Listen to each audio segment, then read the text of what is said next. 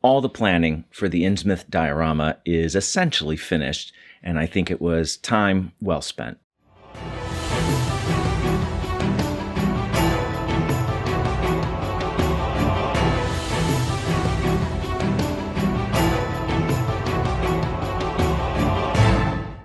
Hi, welcome back to another Terranscapes video. I am Mike. I will be your host for this video, and today we are going to be taking a look at the final mock-up for the Innsmouth diorama. And I might be a little tight on getting this up on Tuesday, a little late, because I really wanted to get it done, both to show you and to have it, sort of in my pocket so I can start thinking about the actual construction a little bit more. And just before we take a look at it, I just want to say last week I put up a summary video and an at the bench video, and interestingly, they have almost identical number of views. I don't know.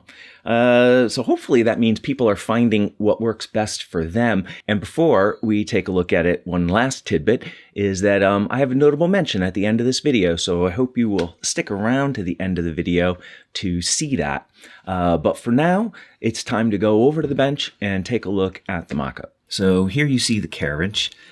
This is very close to the final version, but there are a few changes that I realized I need to make, and that is partly why I was so glad that I made the mock-up with as much detail as I did. The first thing is that the wheels on the back, I originally had them thinking I'd extend them on an axle away from the body, and they're just too far back. It gives it still that little bit of a roadster look, and it's a little unbalanced as well, partly because they're so big. So I need to bring them up a little bit, bring the axle up against the body, and then probably make them just a hair smaller. And that'll actually make some of connecting gears in the back here a little bit easier. So there's an advantage there. A viewer had asked on the previous video about the driver's controls, and I have not represented those in the mock-up. I added them actually already to the drafts, but I'm going to have a rod or two rods coming out of the body of the vehicle, maybe from down below coming up with a little handle, and that way he could actuate brakes and the amount of steam, that sort of idea. At this point, just know that there are some controls coming up to aid the driver. One thing that happened when I was making the mock-up that I made a goof, and I actually made the steam section here a little bit narrower than the body. That was by accident, and I actually like that. So I'm just going to drop that in just a hair for the final model. And the carriage under compartment here, I'm thinking that I might change this entirely. So I had a viewer from the previous video mention that perhaps I should call this charabanc, which is a British term for an open-topped bus, a bit anachronistic now, but a fun name and captures the spirit of what this is supposed to be. In the story, this is a bus that is carrying our protagonist through, presumably through Innsmouth on his way to Arkham, and then he stops off and there he is. So thinking about this being a bus, it made me realize that I could lower this a little bit, omit this interior section, and then have a compartment down below that's closed off, presumably where you would put luggage for the travel. And that would simplify this considerably, as I've been a little nervous about this interior since it would be open and I would need to have miniatures in there and I'd have to do seats and that sort of idea. That adds a lot of complexity to this interior. So I am extremely likely at this point to drop this down, maybe somewhere around here. I'd have to lower the driver as well, but shrinking the wheels, I'd like to have the bottom of the carriage a little bit lower as well. One thing that I alluded to earlier is that I was planning on putting in stairs. Obviously, there's no room for stairs. And then I had changed my mind to having like a little elevator platform. It's not shown on the model, that would, come down, and then the driver presumably could bring over some blocks. Actually, how does he get down? I have to think about that. And then driver could bring over some blocks for them to make the final steps down. My original design had the idea of this being a flexible axle, so there'd be a little hinge point against the body and then a little shock absorber that would allow this to travel with a suspension, basically. I was worried about having that fit with the width of the platform, because the platform would need to travel past that point, at least down to the axle. So that is something that might push me to widen this slightly, just to make sure I have enough room to put the shock directly over the axle and still have space for the platform. And lastly, my wife, Tanya, actually was suggesting, and I had it on one of the drafts, but was waffling on it, of having a canopy over the top here to kind of finish it a little bit. And technically not needed, but I had envisioned perhaps a canopy, a partial canopy just over the back seats. So that might be something that gets added. But at the moment, it's a little bit under debate, and I'll have to see once I get going on it how much it would obscure the view of the miniatures that are in here. That's my main thinking. If I'm going to put all that work into posing them and resculpting areas and stuff, I'd like them to be seen. So that canopy might just be a partial arc like that coming off the back. And this was all just slapped in real quick as I could, using wood glue. And this is not really in quite proportion in terms of number of elements and size and whatnot. So there will be some revisions here in the back as well. And here you see the final mock-up. Of course, there will be slight variations as things progress, but the final mock-up of the town. And I've made some significant changes, which I alluded to in last Friday's video, if you saw that one. I have lopped off the whole underwater section. It's too much to include. It was causing some cramping of the spacing, and it would add enough complexity to this piece that I don't know when I would be able to finish it. It might take that long.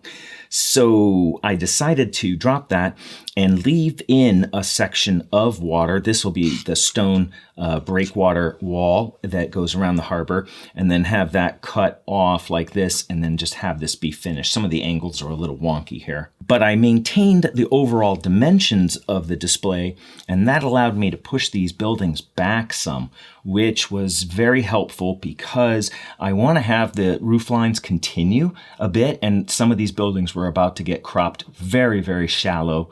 And so this will allow me to push them back. Plus the whole facings can go back, which gives me enough room now to be able to place the cart, the charabanc, on the path with some breathing space. Before it was very, very tight. And so overall, I think this has been a big improvement in the layout. I made a couple small adjustments to the buildings. One of the things I did is I eliminated the space that was going to be a gap between the buildings. The reason I did that is that the weight of this display was really difficult to manage. If I slide this building over and have the gap here, there's a tremendous amount of weight on this side. It's completely unbalanced. And if I slide these two buildings over, this gap just felt wrong to me for some reason I couldn't quite identify. So what I did is I'm going to extend the front of this building, and I lifted this building up as well to reflect that it should be probably closer to a two-story, but I'd like it to be a little lower than this building, so we've got a nice variation in heights. And the actual dimensions of these buildings is going to change, and so some of this extra space might get eaten up if I make this building a little wider, for instance. But having this be the lobster processing company, I got to look up the term on that, I can make this as wide as I want, really, to fill up any of that gap. So it's a flexible point to have in the display. One of the things I was considering was adding in the Innsmouth's inn that the protagonist stays at. And funny, I can't think of his name. I'm wondering if they give it in the story. I've listened 5 times. I still don't know that. The problem with including the inn is, one, I'm sticking it up to against a lobster processing building doesn't fit. Technically, the inn sits inside the town in a square. And 2, it is 4 stories tall or more, and has a couple of roof, and it's a whole thing unto its own.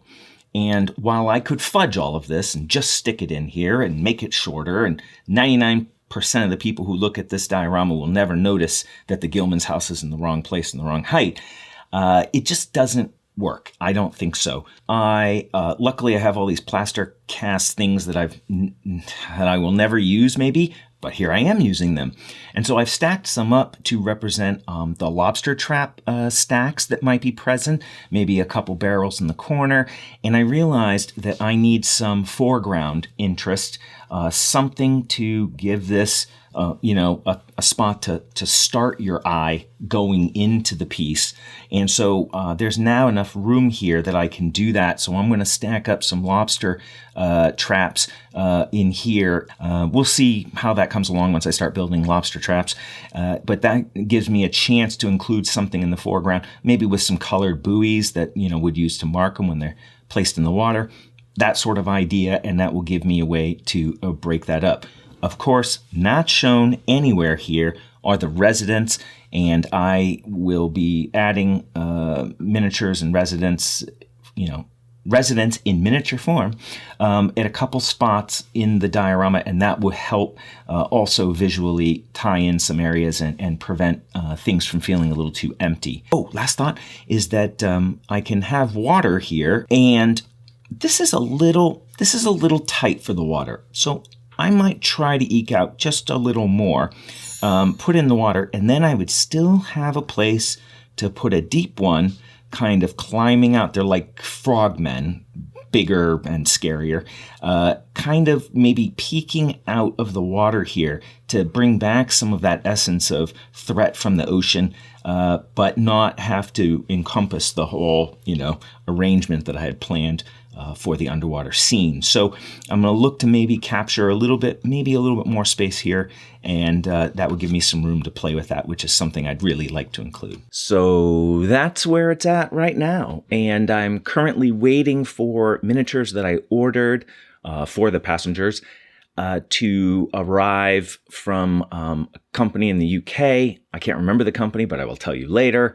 And I need those to finalize the dimensions of the carriage. It's pretty close.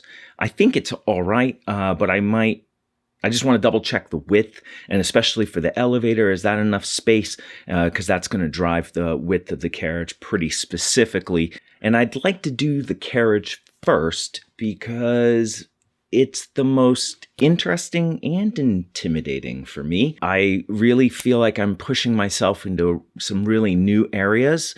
And while I think I have enough of a skill repertoire to handle it, it's kind of scary to try something really new and something a little bit ahead of where you are.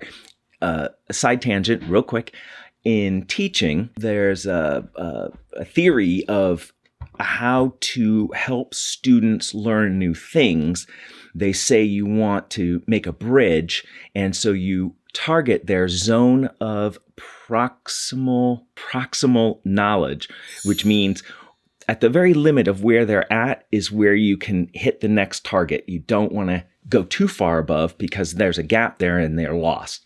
And I think sometimes my work has been a little bit like that. I'm trying to always push to that proximal zone, and this certainly feels right at the edge for me. So that's a good place to be. I feel good about that, but it means I also have to pull it off. And keeping a project like this moving forward, fueled, if you will, is fueled by the viewers who become patrons, viewers just like you.